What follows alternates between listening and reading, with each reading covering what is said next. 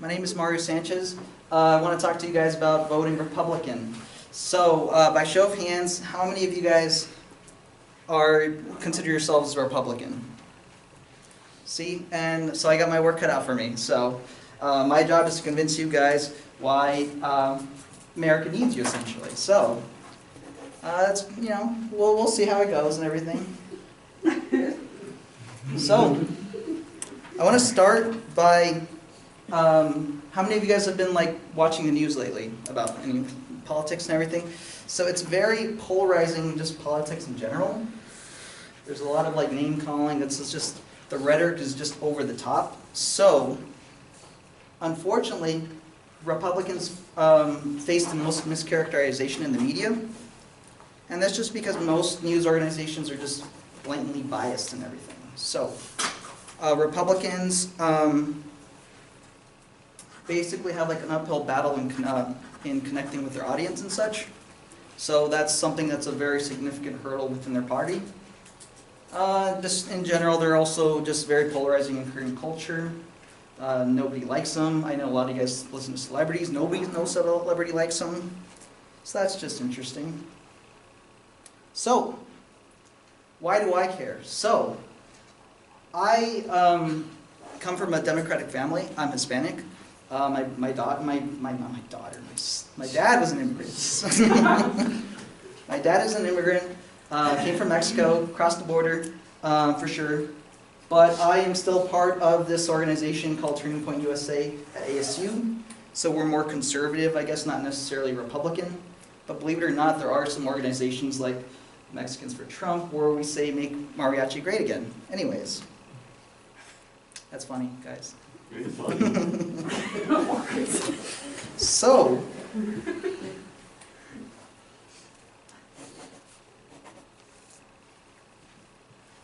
I know many of you guys aren't really necessarily receptive to what I'm saying. I know a lot of you guys are just disregarding everything I'm saying. Now, why is that? Just think about that for just a little bit. The reason why is because most of the information we're getting is just has a negative spin to it, more or less. So just by example, if Trump does something, he's considered a racist, he's a bigot. If he doesn't do anything, then he's a bigot, he's too fat, he's an idiot. See what I'm saying? So that's kind of the spin that I'm kind of talking about. And so, the problem with the media is that it's supposed to be objective. They're supposed to present all the facts and everything else, but they don't, necessarily. They put their own spin to it, so they're kind of feeding us in subtle ways certain facts that whatever.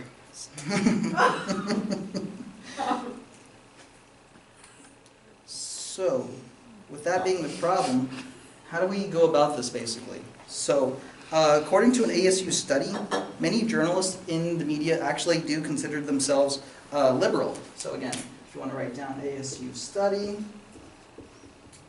they found that there's a ratio of 13 to 1 in that there's 13 liberal journalists compared to every one conservative Republican, basically. So right there's a huge misrepresentation.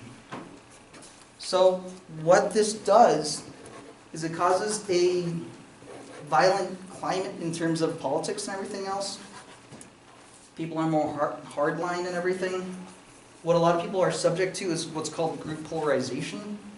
Now what that is when you read opinions that agree with yours and not the opposition, and that pushes you more further to the edge, basically. So you're more extreme in your views, basically. Also, people are more subject to confirmation bias, where we'll just listen to all the information that supports our facts, not necessarily the opposition's facts, as demonstrated here, basically.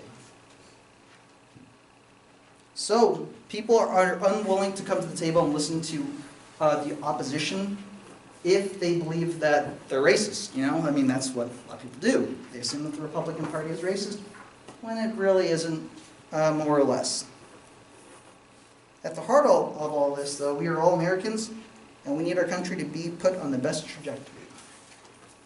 So, my solution is we ignore the noise, listen to the core values, and vote Republican with the information I'm about to give you.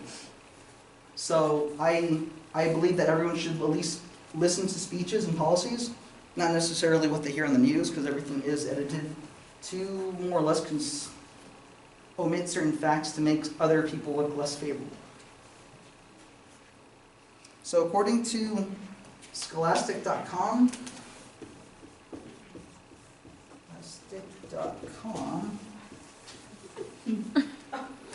Republicans tend to make a more conservative stand. They believe in less government intervention. They also believe in less handouts, more personal responsibility. So that's not everything, but core belief is less government, less regulation. And another thing too is that I think part of the solution too is, again, the media needs to acknowledge their own biases and everything else like that. So,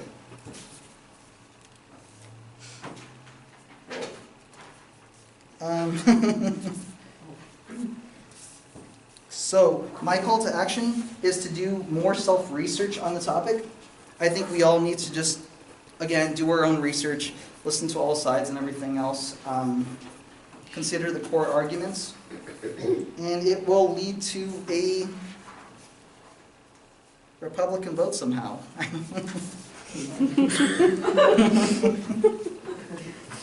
I'm sorry, but my outline had some more important facts I could use, so.